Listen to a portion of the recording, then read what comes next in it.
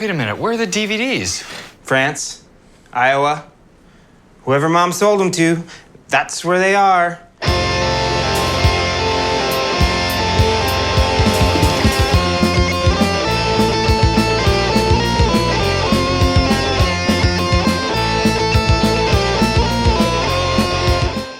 It's bullshit if he says he isn't prepared. It's the first day of early voting, right? Yeah, today's the first day. Yeah, see, I'm on top of that. I watched your Instagram story. We're trying to let people know 20 days till the election, I think. Yeah, 20. Yes, sir. I forwarded that email today to another one of your new voters. So appreciate it. 20 days, let me count. May 19, 20, 21, 22, Justin, 23, this is so boring. 24. No, this is great podcast content. It's 20 days because the legislature changed the law last year for early voting from 30 days to 20 days, I'm pretty sure. That's fucked up. Mm-hmm. Sounds about right. Yeah. Sounds right. All right, let me do a proper introduction. Everybody, welcome back to Rock Hard Caucus. We've got a full slate of Caucus co-hosts tonight. I'm here with Stella, Natalie, and Evan. We're all in the house. You have 3 seconds to say hello, everyone. We're in your house. Hey. Good. Very good. And tonight we're joined by a returning guest. We've got, this is a big name coming back. It's been a long time. I think, well, I guess you were you were in the background of the Indira Shoemaker episode. But the episode you were on where you were the main, all the attention was on you. That was like a year and a half ago, I think. Anyway, without any further ado, everybody, welcome back to the show, Jaylen Cavil. Yo. What's up, everybody? Good to be here. Back on the Rock Hard Caucus. It's a great place with great folks and talking about great stuff. So definitely great to be here. Yeah, I think the last time I had an episode on here where you interviewed me was when I was running for sheriff in 2020. So that was fall of 2020. Yeah. So this is a follow-up where you are now running for office, and it seems like it's going a little better this time. You're running for House District 36, and I guess I can ask you directly, how's that going? Yeah, it's been going pretty good. I mean, yeah, I would say better, I guess, but I think our campaign for sheriff was still pretty good. We talked about the issues that, I felt needed to be talked about, and we got a few thousand votes running a write-in campaign for about a month, just mostly on social media. So I wouldn't call it a failure of a campaign, but yeah, this campaign is definitely a lot more serious, I guess, and the intention is to actually win, whereas I, had no intention of ever wanting to be Polk County Sheriff. But yeah, this campaign is a campaign where I am looking to actually win and get this seat in the legislature and really try to advance, the issues that we've been talking about and the organizing work that's been happening in Des Moines and across Iowa. Really get a radical voice in there that can try to shake things up and fight on stuff that maybe others aren't willing to do. But campaign has been going really good. Where today is the first day of early voting. So when folks listen to this, voting will be available to you. There's about 20 days left till the election on June 7th. So we are doing all the things that we need to be doing. We're, knocking on doors, making phone calls, spreading the word, doing all that good stuff, doing the organizing work. So I feel good about where we're at. Yeah. And just in case anybody's listening to this who does not know where the district lines are for Iowa House districts, where is the 36th district where you were running? Yeah, good question. A lot of people probably don't know, especially since all the districts just changed with redistricting last year. So District 36, formerly is a lot different than what it is now. So people all the time will come up and be like, I'm in your district, and they're actually not in my district. But 36 is, if it's in Des Moines, it's kind of in the middle of Des Moines. It has downtown Des Moines in there. Going west until you get the cutoff of Des Moines, West Des Moines, 72nd, and then south until Park. So it's basically everything south of the interstate and north of Park. So downtown Des Moines is in there. The Sherman Hill neighborhood is in there where I live at. The Oak Ridge neighborhood is in there. You've got Woodland Heights, south of Grand, Waterbury, north of Grand neighborhoods, and then some of the south side as well in there. Yeah. So, folks, if you're listening and that sounds like where you live, pay close attention because you could vote for Jaylen if you want. So we're going to try to convince you to figure out if you do want to vote for Jaylen. I think we're putting that in the episode description. What? Just instructions on voting for Jaylen? Yeah, just a picture of the House District 36. Yeah, if you go to our website, it's one of the first things on the homepage is a map of it because it is, no one really knows what district they live in right now. So yeah. Yeah, I did just tweet that image earlier because it's very convenient on your website. Getting some good numbers on there too. Appreciate it. Well, yeah, I think your retweet helped me out. So I was looking at who is running in this race earlier. It's pretty interesting. There are 0 Republicans running. So it seems like this primary is kind of the actual election. That is true. Yes, this primary is kind of all of it. Whoever wins the primary, should be kind of the presumptive nominee. There's no Republican filed. They could end up nominating somebody at convention and running them. But like I said, this is, downtown Des Moines district. It voted almost 80% for Joe Biden. So it's very, very safe blue district. Don't think that there's any chance of a Republican winning here, but lots of Democrats running. I think because it is such a safe district, probably encouraged a lot more folks to jump in the race. It's, one of the reasons that probably motivates me to be in the race too, just because I think this is an opportunity because of how solidly blue the district is, that we can have someone in here who's really a champion on the issues and really says what needs to be said and doesn't try to play these political games and try to, act like a moderator or do these things that they think they need to do in order to win votes. I'm going in there and I'm going to fight every single day. And I feel like I have some of that safety because it is such a blue district. Yeah. Hey, can you give me an example of something that needs to be said? Something that needs to be said. I mean, I think there's a lot. I think one thing that, and it's a basis of my campaign is something that I don't think any other candidate, at least Democrat or Republican, my good friend Alejandro is running and running on similar issues. But at least, in the Democrat or Republican side, no candidate for legislature is talking about the problem we have with our Iowa prisons. It's an issue that I think Democrats and Republicans are unified in. We even saw last year Democrats trying to come out and be even further to the right than Republicans on prisons and saying that we need to provide more funding to Iowa prisons.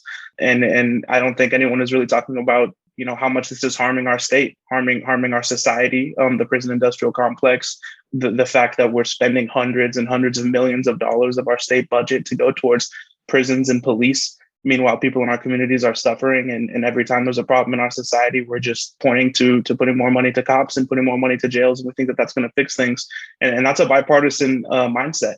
I want to go in there and really try to have conversations about this and talk about this in a way that hopefully people can kind of wrap their heads around it. Because, I think, us like-minded folks, we understand the cruelty of the prison industrial complex, the prison system. We understand the racism that's, baked into all of our systems. But some folks might not understand that. But when you talk about it in terms of our budget, our state budget, and where we're really putting our resources, I think that's a conversation that can maybe open some folks' eyes. I'm willing to have that conversation, and I'm willing to have a lot more conversations about stuff that I think Democrats and Republicans alike just aren't because of, political games or capital interests, basically, being beholden to different corporate interests that, I won't be beholden to.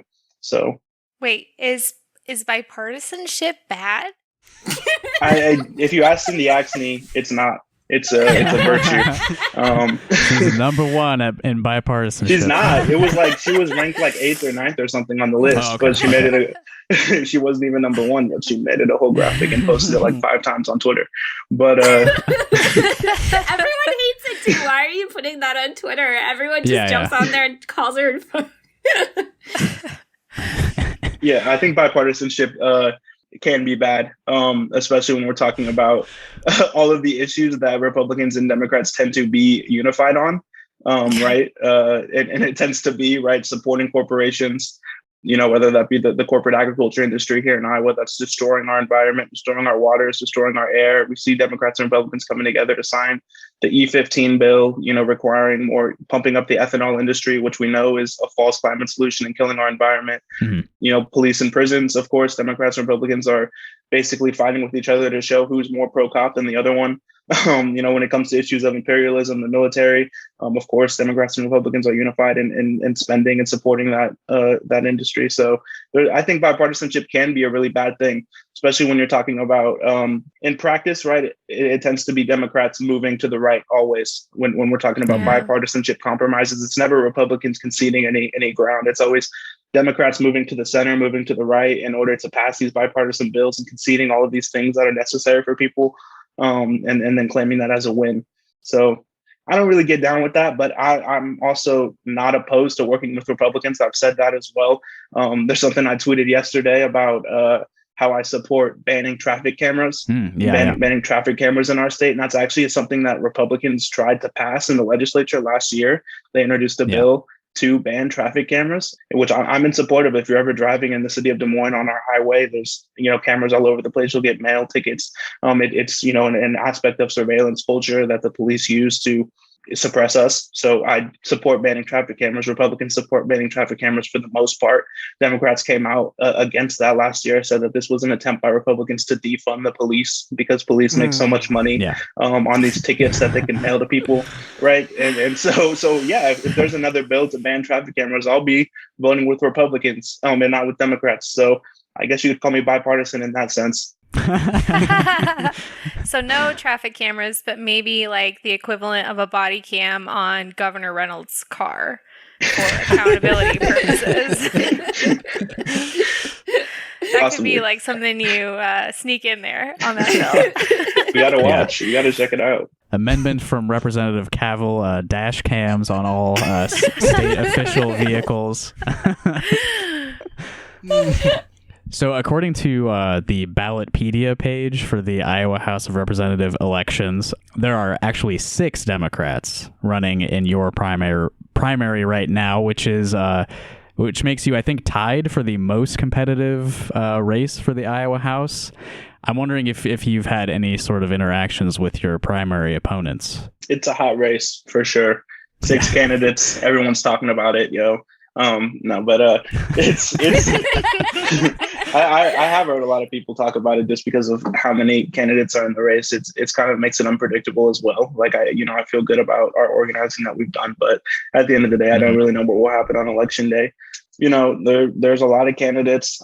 I think in this field, it's kind of easy for me to distinguish myself. Among the candidates who are in the race, a lot of folks are kind of running on the same things, just kind of generic Democrat items, right, that you would see on a party platform, just vague virtues of social justice and that kind of thing.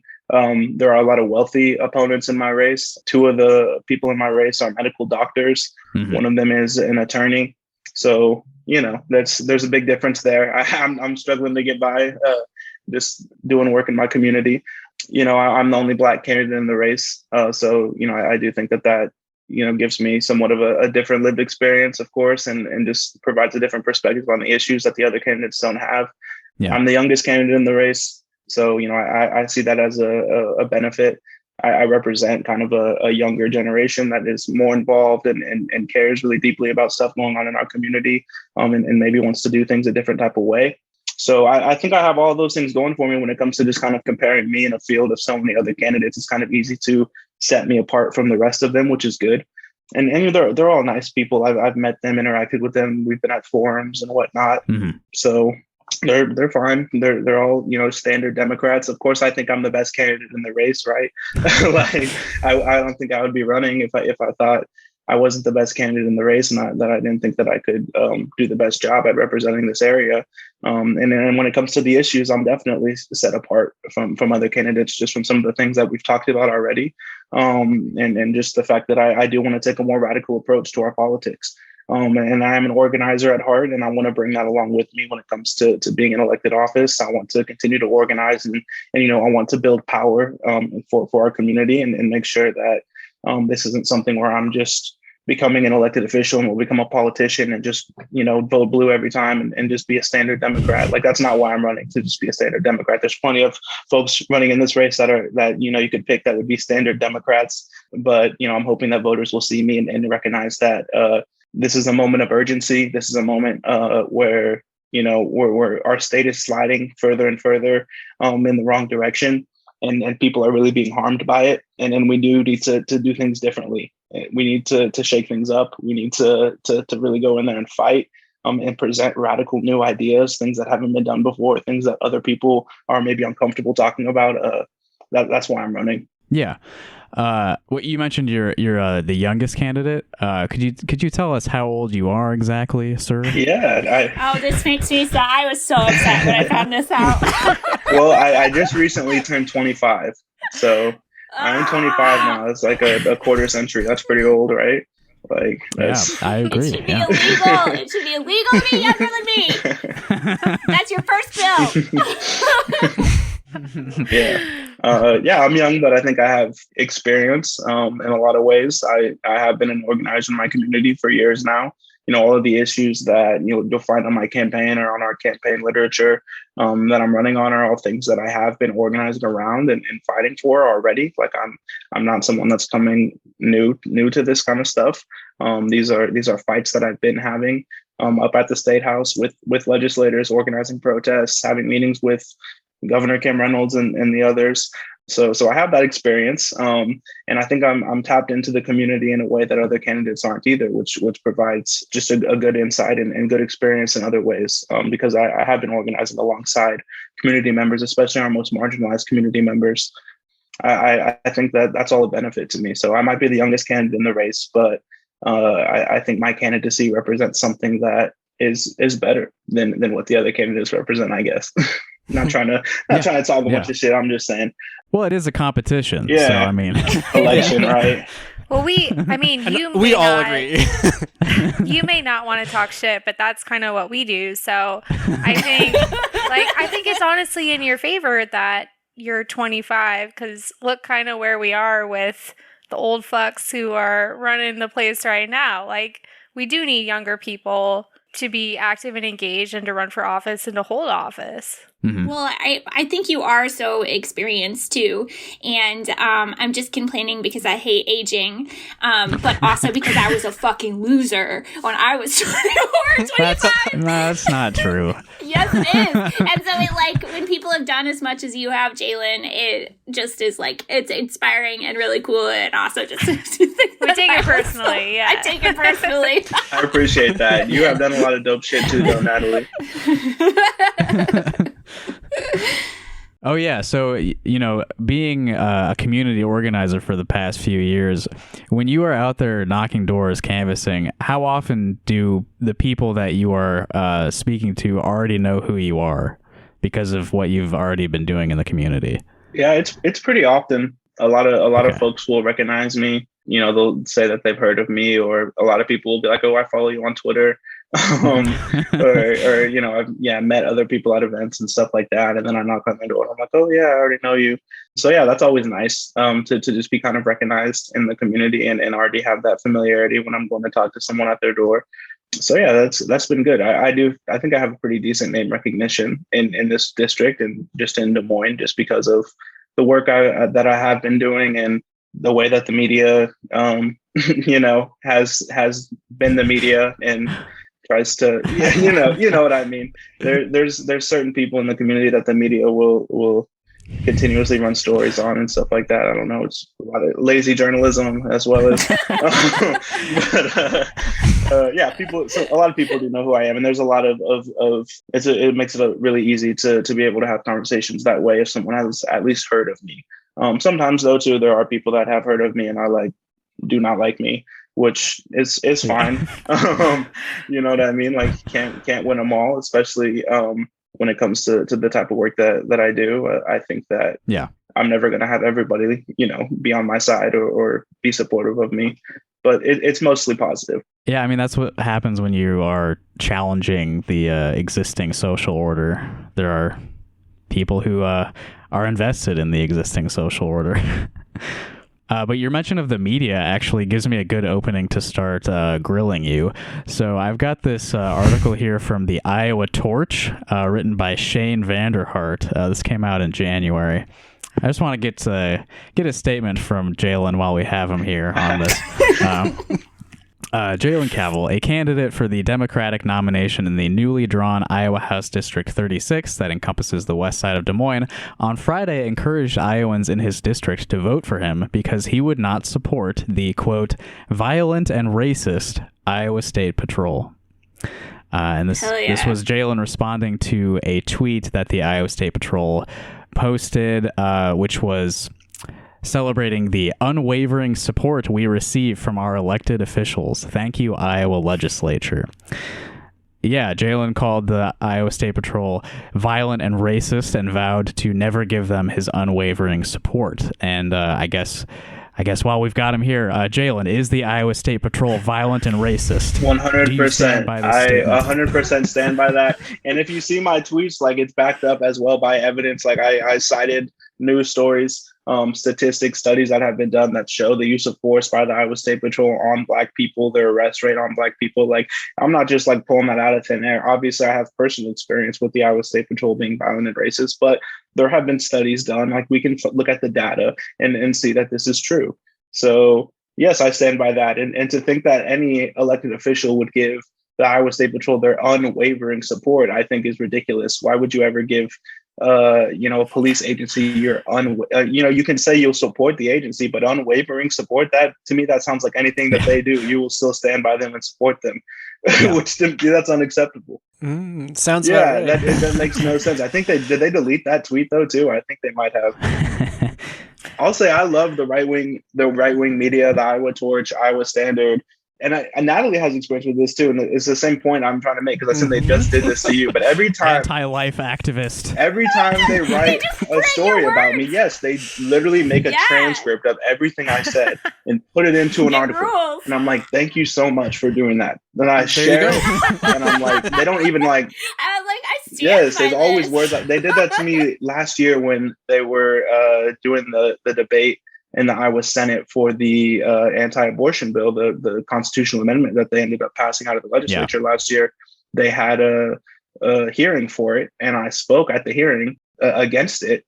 And they like literally printed every single thing I said, like word for word, like me calling out this pastor who was like speaking and all that stuff. So every time that they do that, I share it. That same dude, what's that dude named Caleb or whatever for Caleb Lilquist. What is their one? That's the Iowa Field Report. The field report standard. They're all the same thing, but that dude literally was following me around everywhere with the camera, like taking videos and stuff of me, and then making tweets like trying to make me look bad. But again, it's all stuff that I stand by. So it's like, I guess, thank you for amplifying this. Well, now that you've mentioned Caleb, I've got 3 of his articles pulled up as well. 3? Wow. This is what I mean by lazy journalism as well. These people need to do real journalism work. Like, find a story, do some investigative work, like talk to sources, write some stuff up. Like, why are you just following me around everywhere I go and just writing down what I say and turning it into an article? Political TMZ. And I will say I did confirm the Iowa State Patrol did delete their tweet where they were thanking the Iowa legislators for their unwavering support. Possibly, that means you won. Yeah, due to Jaylen's criticism, perhaps. That means you won. That's a W. All right, well, now, we're on the subject of Caleb Lilquist now and his journalism career. Here's a piece he wrote for the Iowa Field Report in June of 2021. And I just searched Jaylen's name on the Iowa Field Report just to see what came up. So this is Caleb writing about stuff that was going on at Des Moines City Hall. Over the past month, Des Moines City Hall has encountered frequent disruptions from Black liberation, quote-unquote, activists. That's something he likes to do, is call you activists in quotes. Into question. Yeah. Are they really activists? Are they doing activism? Who narrowingly believe Iowa is becoming a, quote, fascist and or oppressive state. Already there. That's right. Yeah, true. No lies detected. And so he's trying to kind of turn the tables on Des Moines BLM. let's put the group's actions into perspective. Bullet point 1, frequent calls for the complete abolition of DMPD. Hell yeah. Let's put it into perspective. Yeah. Sounds good. Bullet point 2, calls for the firing of a local police chief for being a Trump supporter. Dana Wingert, that's, one of the list of hundreds of reasons why he should be fired. That's not the only reason he should, be fired. For real. Yeah, that's definitely not the thing we're really using as the basis of his firing, but throw it in there. Well, while we can get the context, what would you say is the number one reason Dana Wingert should be fired? I mean, just the violence and racism that has taken place in the Des Moines Police Department under his watch since he's been the chief of police, and his constant refusal to even say anything about it, let alone discipline or make any type of changes within the department. He won't even make any kind of public statement. And there are, video after video of his officers brutalizing residents in the city of Des Moines, racially profiling residents. There are many lawsuits that have been won by residents for racial profiling and police abuse here in our city. And Dana Wingert still maintains control of the department and makes no changes and gets supported by the city council besides Indira. And so, yeah, he definitely needs to be fired. The culture of the Des Moines Police Department, it stems from him. Well, of course. We should send that soundbite to Caleb, and then he can edit the article to update that exactly word for word. And I'll be clear when I say the culture. I mean, obviously, policing is violent and racist, and it doesn't matter what kind of police chief you put in there. I don't believe that the department should, exist like Caleb wrote in his first bullet point. So, but yeah, Dana Wingert is excessively bad. So it's more than just who he voted for. There's 2 more bullet points. Number 3 is harassing and preventing a student reporter from covering a BLM event. See, that's petty and personal, it seems like. That's which student reporter is he talking about? Like you're not supposed to write yourself into your own story. That's like I think that's and I personally didn't stop him from doing anything. There, he was coming up to our events and harassing us and was unwanted and was taking pictures of people that didn't want pictures taken of them. So we have people who, help with security at our events that were asking him to leave and made sure that he left. So I'm fine with it. Prevention of he's not a real journalist, so an intrepid, dashing young journalist prevented from covering story. I was number one up and coming journalist was barred from events. Victim of mob mentality. Cancel culture strikes again. Yeah. And then one more is refusing to let others speak at a city council meeting other than themselves. We don't control the rules of the city council meeting. Like the Kay has her finger on the mic, she mutes it. Frank County. I mean, maybe they're referring to the one city council meeting that was allegedly, disrupted. I don't know. I say allegedly; it's on video, but it was. Maybe there is that one city council meeting that we disrupted and put an end to. But we don't control who speaks at city council meetings. That's Kay Snellick. Take it up with her. Yeah, you should have signed up no more than 10 days and no less than 5 days before the Tuesday before the election. Yeah, she will love to hear from you. I would recommend many people email her. You should email her to complain.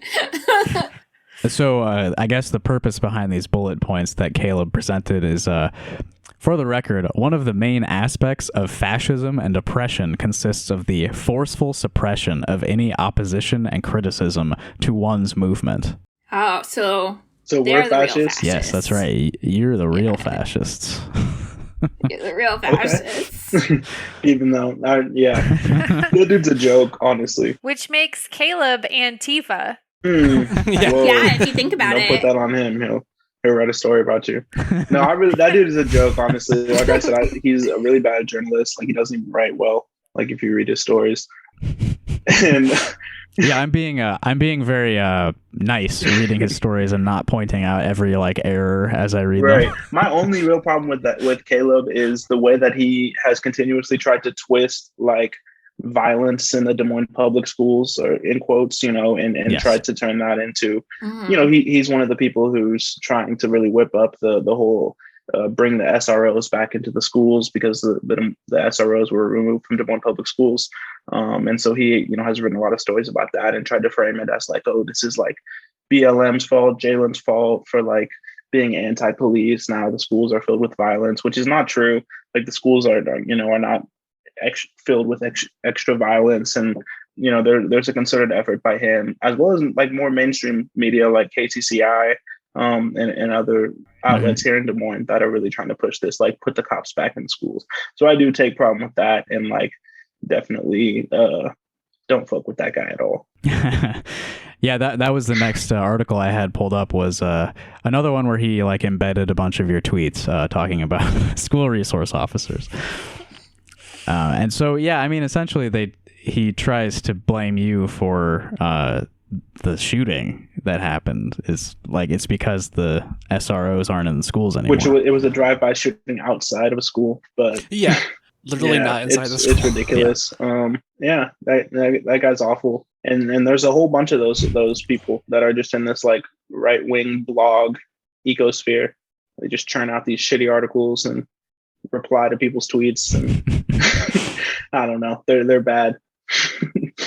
But I feel like kind of tying back in with the campaign, like I've already started to see a little bit, and I anticipate more hopefully once I win, hopefully that they will start to like make me even more of like a boogeyman type figure, and try to villainize me and try to, because we've seen it. So I don't know if y'all remember, but like Pat Grassley one time, actually going back to that tweet about the State Patrol, Pat Grassley had like retweeted me and was like, this is the handpicked like candidate of the Iowa Democratic Party. Yes. Like, which is like, couldn't be further from the truth. Obviously, like if there was 5 other candidates running against me, I feel like the IDP is doing a bad job of supporting their handpicked candidate. But no, like so like them and like the Iowa Standard or Iowa Torch or whatever have like tried to pick up on this and like, he's a Democrat running for Iowa House, and like he's talking about abolition, or he's talking bad about police or this and that, and try to like equate that with the rest of the Iowa Democratic Party and try to make me into some kind of villain. I foresee that happening, and I'll have to be ready for it.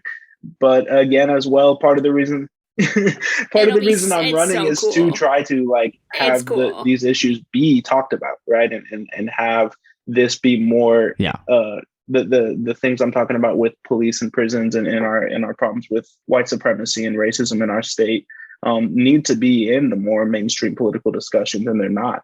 So if I am elected, I will have that form of legitimacy in folks' eyes, and can speak on these issues. And Republicans will try to frame it in a certain type of way that Democrats, I'm sure, will think is scary and try to distance themselves from me, right? Like we saw in 2020 when they blamed us for their losses. Yeah. But it'll be something we'll have to navigate. But I'm looking forward to it, and looking forward to there actually being someone up there advocating for defund the police, because they keep going back and saying, oh, Democrats are losing because they're supporting defund the police. But there's no one even advocating for defund the police who's a Democrat. So let's try. Yeah. Well, so the accusation that you are the Iowa Democratic Party's handpicked candidate, I mean, anyone who knows you knows that that's not the case.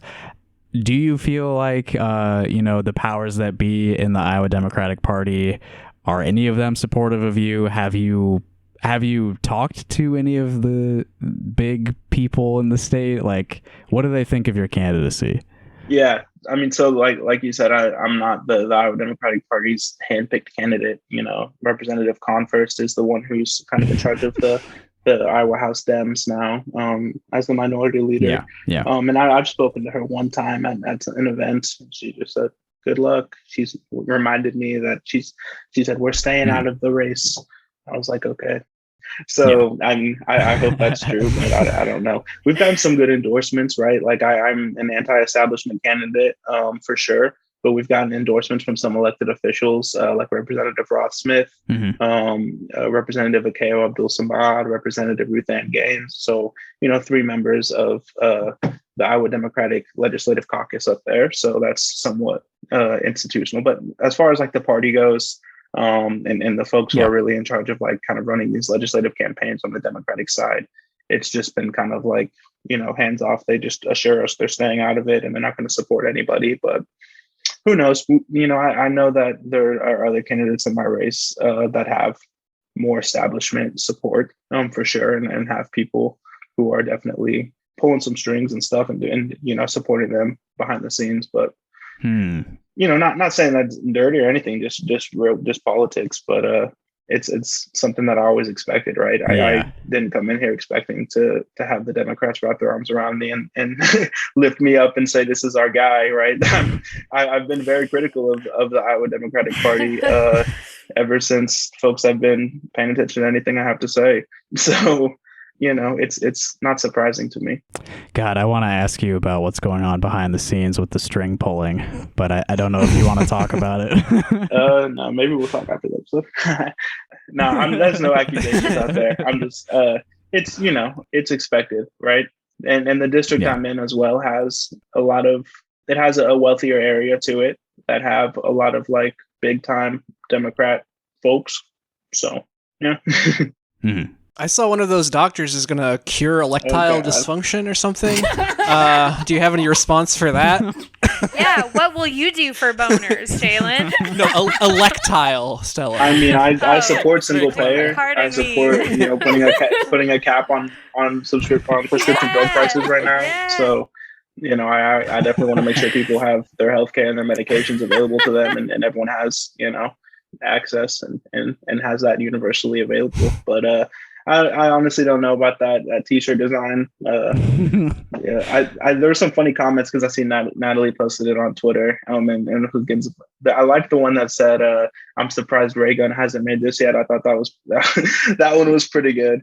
And then people were making some good points too, because his whole thing was saying that the Republican Party is like impotent governance. But then like people were like, well, that's actually not the definition of impotent. Like they're actually like in power and like doing whatever they want to. So is that really, I don't know, confusing messaging?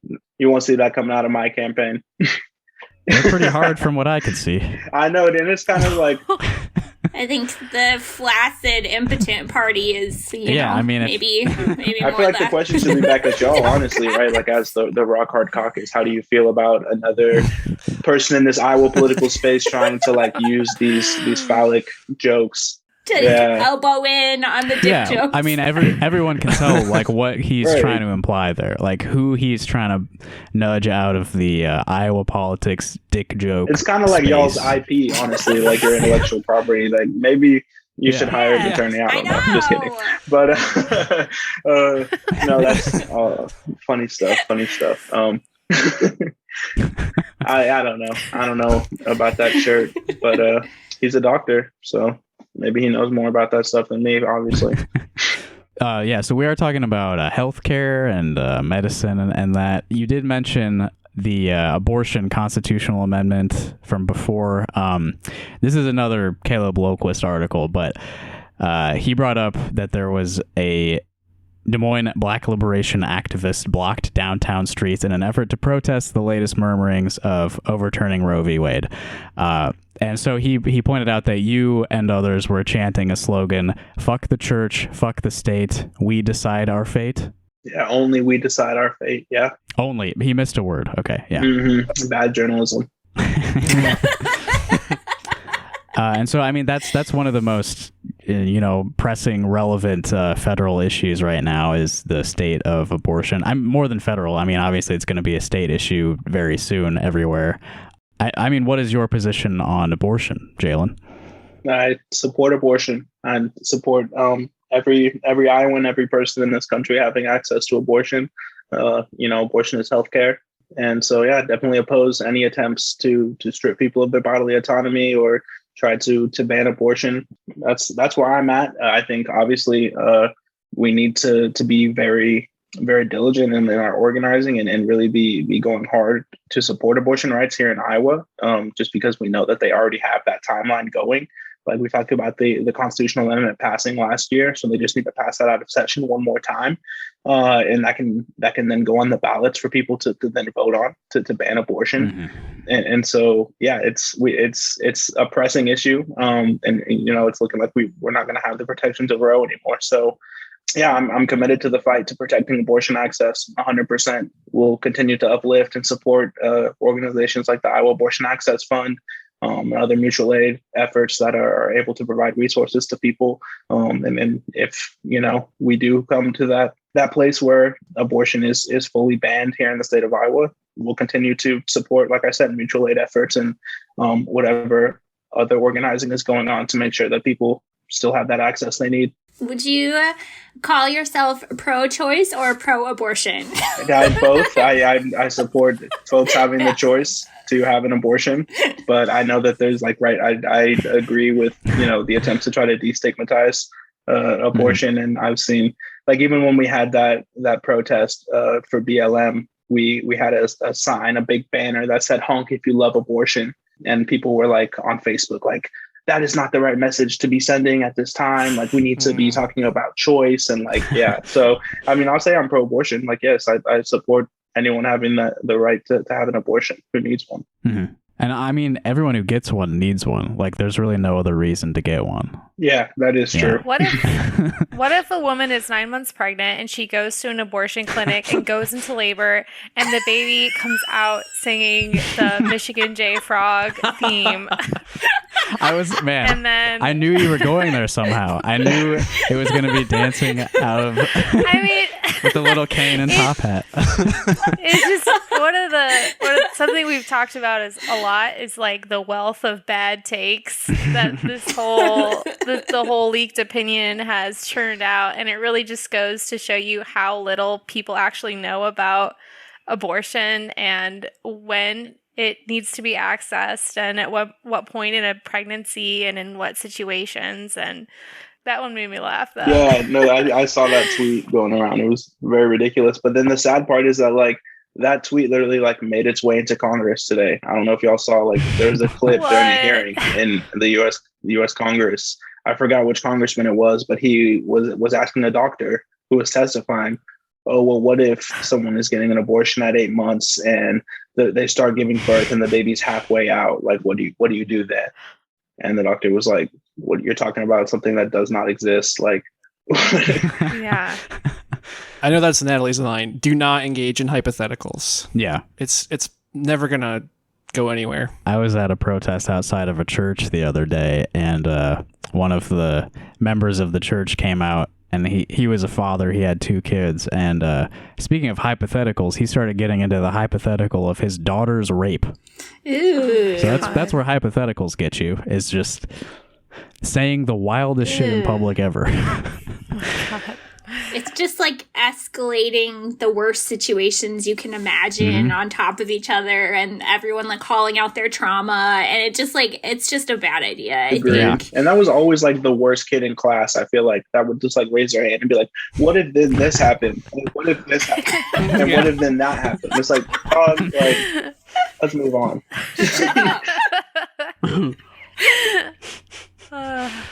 You brought up Alejandro a while ago, and they are running as an independent, right? Yeah, the homie Alejandro, Senate District 17. Mm-hmm.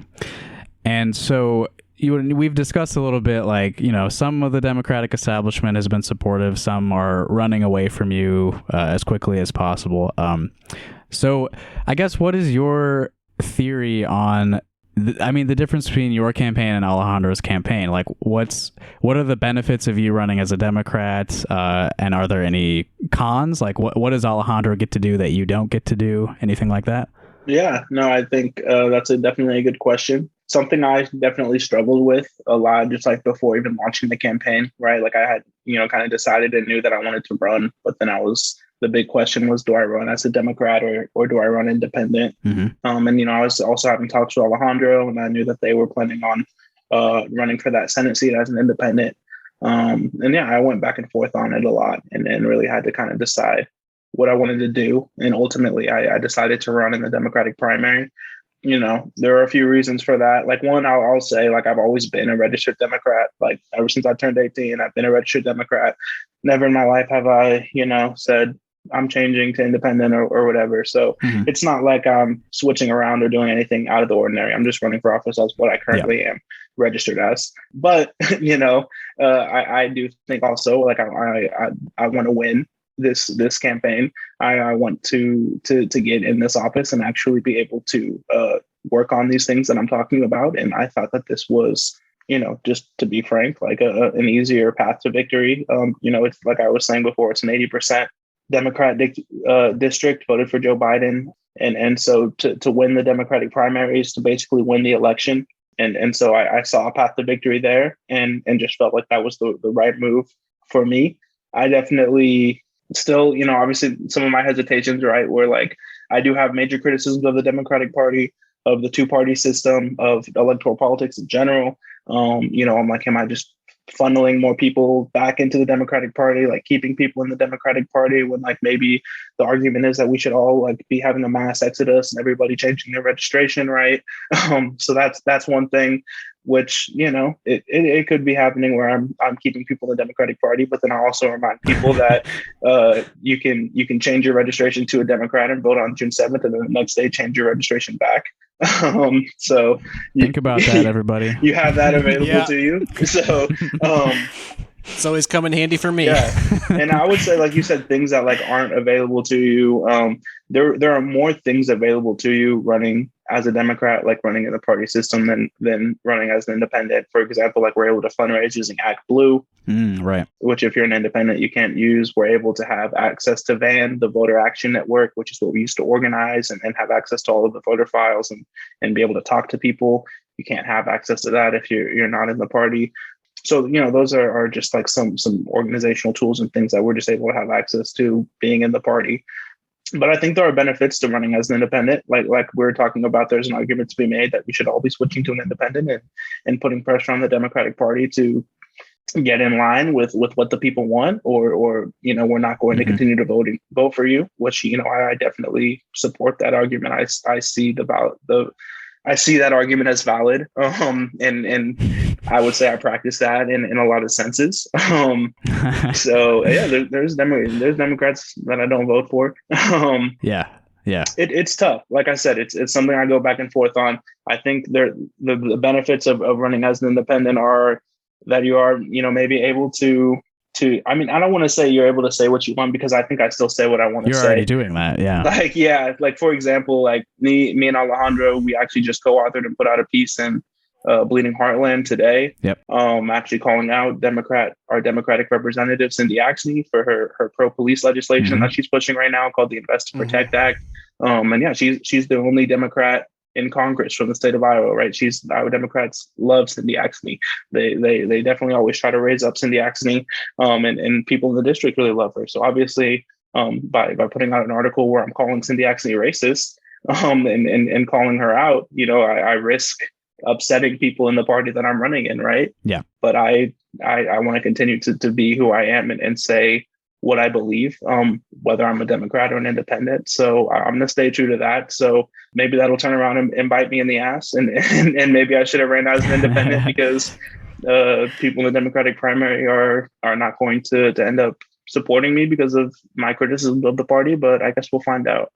But Alejandro as well has the benefit of being able to run a longer campaign where they're only focused on the general election. So that could benefit them because they're in a district as well, like mine, that is a very solidly Democratic district. It also is a very diverse district.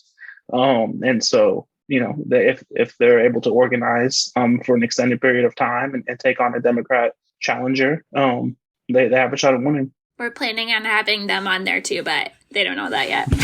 Oh, nice. Yeah. We're going to have Alejandro on, but they don't know that yet. Yeah, we have to ask them. I'm sure they'll come on. But that's to come. It's fine. But yeah, we'll see. I don't know. Do y'all think I'm fake for running as a Democrat? Let me know. No, I don't think so. No. Well, as you were talking, I was actually remembering that podcast we did, you, me, and Evan, like when you were after you ran for sheriff, and we were talking about like exactly this, like, should we be organizing in opposition outside of the Democratic Party? And I think sort of like what we came to in that conversation was the Iowa Democrats are already pretty much as low as they can be. Like, and they clearly haven't learned any sort of lesson from their heavy losses over the past 10 years or so. So it's like, I think it makes a lot of sense to do what you're doing. Like, what power are they really going to have over you as like the minority party? Like, they're desperate for people to even like win seats and hold them. Like, they're probably not going to really punish you for having criticisms, right? Hopefully, we'll see. I mean, I honestly have no clue what could happen, right? I guess there's a possibility that I could like maybe have my committee seats taken away or something. I don't know. Sure. But we'll see. And I think honestly, if they were wise, they would recognize that like my candidacy and other people's candidacies and the young people in our community that are so engaged, it's an opportunity for them to build numbers and actually shift the direction of the state and of their party to actually match what the people are asking for. And maybe they'll actually win some more elections in the future if they're running on exciting platforms that are tapped in with what the community actually needs. But won't hold my breath with that. We'll see. Right. I feel like we've said that many, many times over the past few years. Yeah. Just saying, it's available to them. Like, yeah. We'll just have to prove it over and over and over. All right. Well, as we wind things down, I guess, give me like a number one goal of yours. Like, should you be elected to the Iowa House? What's something you really, really want to get done while you're there? That's tough. Because I mean, one, there's a lot of things that are going to get that I want to get done, and two, I'm not naive to think that I will be able to get a lot of legislation passed in a Republican-controlled legislature. Yeah. But you know, there are issues I want to go up there and fight on for sure. Definitely when it comes to issues of environmental justice, I think that there are places we can get wins and things that we need to urgently fight for and also fight against. So ensuring that like the CO2 pipeline that they're planning on building throughout our state does not get built will definitely be a priority of mine. You know, would be a disaster to our environment and just an attempt to prop up the coal plants that are remaining in our state. But yeah, putting an end to Mid-American burning coal, putting a moratorium on factory farms and the corporate agriculture industry in our state. So there are a lot of things when it comes to the environmental side that I think we need to take immediate action on that I definitely would go up there and fight for. But you know, fighting for racial justice is always going to be like top of mind for me and will always be where I will center the issues that I'm fighting for. So fighting back against the prison industrial complex that we have in our state, trying to find ways to weaken that industry, to weaken Iowa Prison Industries, which is the private company that profits off of labor that's done in our Iowa prisons. Those are going to be big priorities for me. You know, one thing I want to try to do is build solidarity with incarcerated Iowans. So I'm hoping that, you know, by getting a seat in the legislature, I might have some doors opened in that way where I might have more access to talking with incarcerated folks and organizing with incarcerated folks for their needs and being able to represent them up at the legislature. Because I think that's something that's really important and something that, you know, other legislators don't think of, you know, incarcerated people in our state as their constituents. Yeah. But they are. You know, of course. And they need to be advocated for. You know, a lot of times they need to be advocated for the most. And so I definitely want to make sure that that's a priority in the work I'm doing up at the State House. And here in my district as well, we've kind of talked about how it is a wealthier district in some areas that has the South of Grand neighborhood in there, you know, where the governor's mansion is at. So actually, if I win, Kim Reynolds would technically be a constituent as well, because the governor's mansion is in the district. But then there's a whole, you know, other side of the district and more diverse areas of the district that are unrepresented. And so like just last weekend, I was knocking doors in the Oak Ridge neighborhood, which is right next door to the neighborhood I live in, Sherman Hill. And the Oak Ridge neighborhood is the largest Section 8 housing project in the state of Iowa. They have, you know, over 300 units, like something like 1,500 people live there. Majority of them are African refugees. in other immigrant populations, or just low income folks. And I went there and I knocked every single door in Oak Ridge and talked to every single person I could, and had to do a lot of like voter education, telling people how to register to vote, where they could go vote at, and stuff like that. But that just having those experiences really, again, just kind of further motivates me and reminds me of why I'm running and what I want to fight for once I get in the legislature, which are the folks who are most marginalized in our community, right? The people who are living in the Section 8 housing complex that don't have legislators coming to their door and asking them what they need. So yeah, that's, and not one thing, but there's so many things that I really want to accomplish. Yeah, I mean, I think those like two main issues, like agriculture and climate and the prison industrial complex. I mean, that's why it's important for you to win this election specifically, because those are two, as we talked about this whole interview, basically two extremely bipartisan issues where all the Republicans, all the Democrats are basically all under the thrall of the ethanol lobby and the cops. And you will be probably the only person speaking against that bipartisan consensus.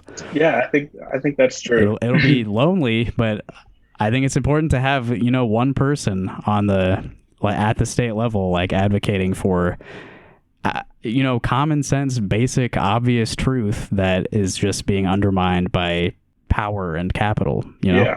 Mm-hmm. It's absurd that we're not running real radicals in districts like this. Mm-hmm. Like deep blue 80% districts, and we're running fucking Austin Baith. Are you kidding me? Like, you can bleep that if you want. I've been trying. Yeah, I mean, I agree, and I think a lot of the conversations I'm having with people in the district are people have the same mindset as you.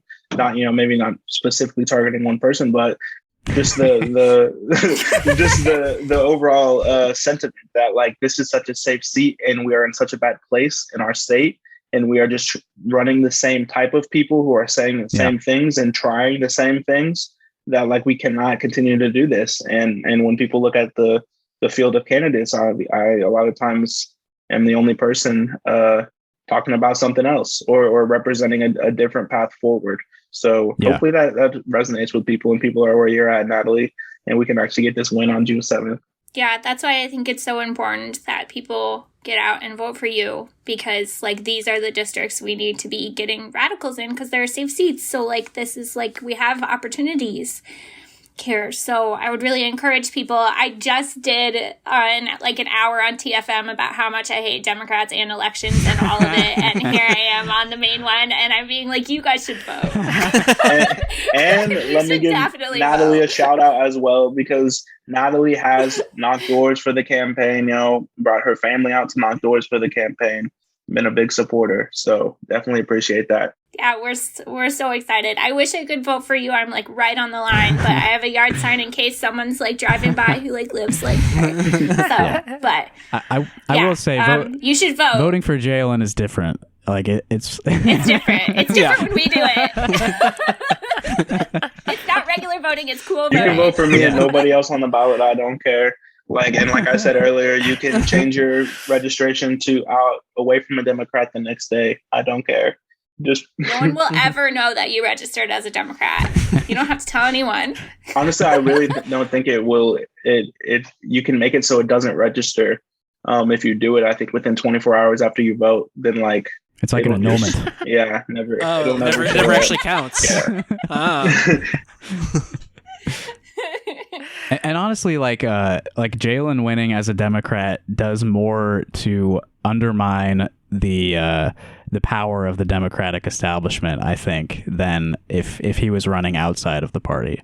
It's sort of like, using their power against them, using what little electoral machine they have in this state for our own You'll probably purposes. have to get a statement from Cindy Axne about some of this stuff. Like, how much would everyone love that? Like, you have to get an official I was literally statement just thinking today, I'm like, well, let's see if I win this election, if Cindy Axne will reply to all of my messages now. Because I've been like sending many messages and making many calls trying to get a meeting with her in regards to, this legislation that I was talking about earlier, the Invest to Protect Act. And her office has been ghosting me. So I'm like, Maybe if I win, then will she take a meeting? And then I'll be like, you don't meet with constituents, but you'll meet with the elected officials. Yeah. All right, so yeah, listeners in the 36th Iowa House District, if for no other reason than Jaylen can force Cindy Axney into an uncomfortable meeting, please, please vote for Jaylen in the primary. The day of the primary is June 7th, but people can vote early. Again, could you give us like the details on early voting? Jaylen? Yes, I can. And also, if you go to jaylencavil.com/vote, my campaign team has put together an amazing webpage with all of the information you would need. But yeah, today is the first day of early voting. Folks probably not listening to this podcast today, but May 18th, and that runs until June 6th. And so you can early vote at the Polk County Auditor's Office Monday through Friday. And then mail voting is a lot more difficult this year, but basically you have to have your absentee ballot request into the Polk County Auditor's Office by Monday. So if you need to vote absentee, vote by mail, make sure you get that into the office ASAP. And postmark does not count. It needs to be physically in the office by Monday. So do that. And then when are y'all planning on dropping this episode? I will have it out tomorrow, the 19th. Okay, cool. So yeah, folks, please vote. June 7th, early voting available now, Monday through Friday at the Polk County Elections Office, and then in-person voting on Tuesday, June 7th, 7 to 8 p.m. at your polling precinct, which if you go to our website, jaylencavil.com/vote, you can find out where your polling precinct is. We're also offering free rides to the polls for supporters. So if you need a ride, hit us up or fill out the online form and we'll make sure someone comes and picks you up and takes you to vote.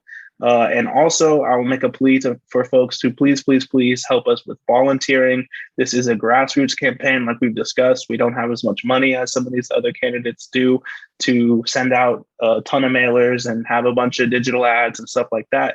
We are going to win this race by talking to voters, talking to more voters than they are. So if you have any time you're able to help us knock on doors, we are going to be canvassing all the time, canvassing every weekend for sure, and then canvassing during the weekdays. Just let us know what works with your schedule. There is twice a week phone banks going on right now that you can tap into with Iowa CCI. Those are Monday and Wednesday nights. Again, hit us up. We can give you the link to that, as well as you can look at our social medias to find that.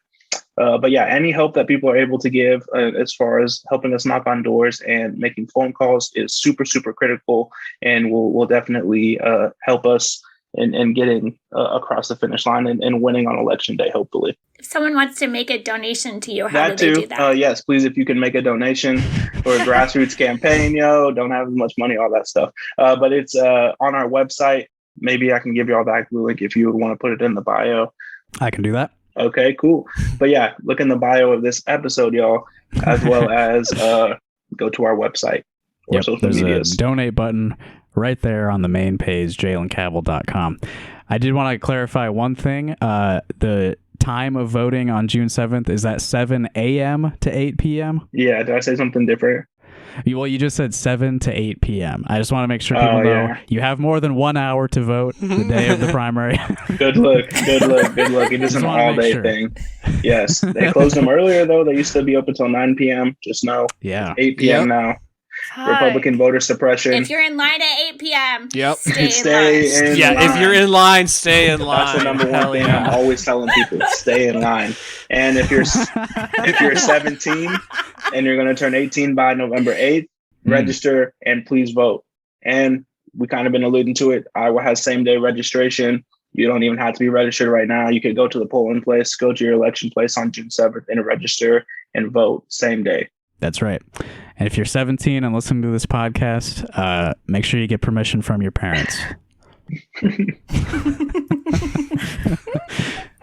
This has the explicit tag on iTunes. I think you're a little young to be listening to this kind of material. I tried not to cuss that much today. I don't think I think last time I was on your episode, I was like saying fuck every other word. So you were very well behaved tonight. The establishment's getting to you. Yeah, Jaylen's changed. Oh, don't put that on me. I think you did call Caleb a shitty journalist or something like that. Yeah, he's a shitty journalist. I stand by those words. That's a technical term. Yeah. All right. Well, I think we got the information out to people. We got a good hour of info from Jaylen's mind, so you know what kind of candidate is on the ballot. I think it'd be a good idea to vote for him and put him in the House, and I hope that listeners agree. I think we're endorsing him for the second time, actually, because I'm pretty sure we endorsed on the first episode that he was on. So, I mean, I don't want to speak for everyone else, but as sheriff, he promised to deputize all of us. I don't know what kind of perks he's going to give us when he wins the House seat, but I expect they'll be equally good. Yeah. I don't know. Maybe I'll see if I have if I get elected, I'll get maybe special access to certain rooms in the Capitol or something, and then I'll let y'all come and record an episode in one of the I don't know. That would be really funny. We'll figure it out. We'll figure something out. In Terry Branstad's secret bathroom or something. Hell no, I'm staying out of there. That would be so funny. We'll go to the top of the dome and record an episode. Oh, yeah. That would be fun, yeah. All right, well, yeah, we got in trouble for this before, but you can consider this an official endorsement. I don't think Jaylen will betray us, so I'll leave that unexplained and bid you farewell. Thanks for listening to Rock Hard Caucus. Thank you to my co-hosts, Stella, Natalie, and Evan, and thank you, of course, to our guest, Jaylen Cavil, Democratic candidate for Iowa House District 36. Thank you.